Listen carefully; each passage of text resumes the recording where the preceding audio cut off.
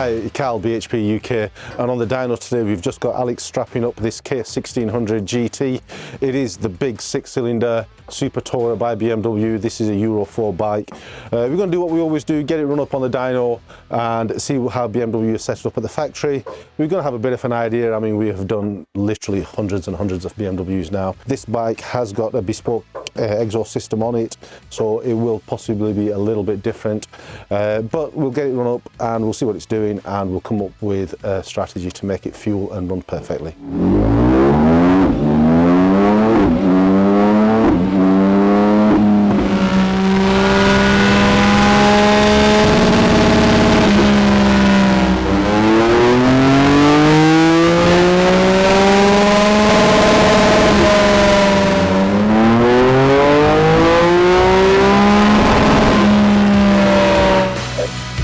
So the K1600, BMW's great big cruiser.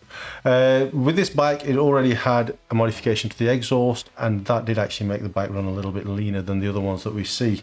25% throttle, you can see here we've had to add quite a lot of fuel in, the blue being the original bike and the red being the remapped example.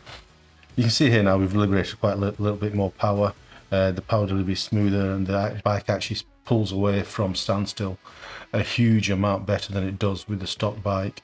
This seems to be a complaint that a lot of 1600 owners make to us, and it is something that we do address in the map. At 50% on this bike, we didn't see a huge gain in the performance, but we did have on the stock bike, we had quite a fluctuating power delivery between 5,000 and 6,500, and we did actually manage to iron that out altogether.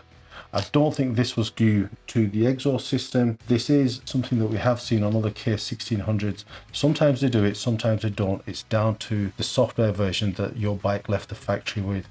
Whether it has this little glitch in it or it doesn't, we can just make it a lot smoother. At 75% throttle, we've got the fueling exactly where we want it. Again, we had to add quite a bit of fueling to this bike, and we've gained about 10 horsepower, but it's just the way that the bike now puts the power down. It's just a far more linear and smoother curve. At wide open throttle on this bike, we managed to achieve 145.96 brake horsepower from the stock 143.9.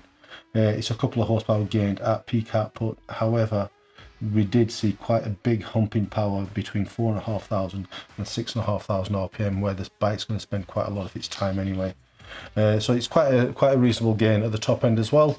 We're really pleased with what we've been able to do with this bike. The K1600 is available on our ECU flasher, so whether you're running your bike standard, as most K1600s are, we tend to find, or you have had some bespoke modifications done to it, do give us a shout. We can make it better for you. With this device, all you do is you take a read from your bike, send that file to us, and one of our map writers will send you a bespoke written file back to you. We really hope you're enjoying what we bring to the channel. Please do hit the subscribe and the like buttons. It really does help us out. And if you hit the bell icon, it'll keep you notified of any new BMW content that we bring into the channel.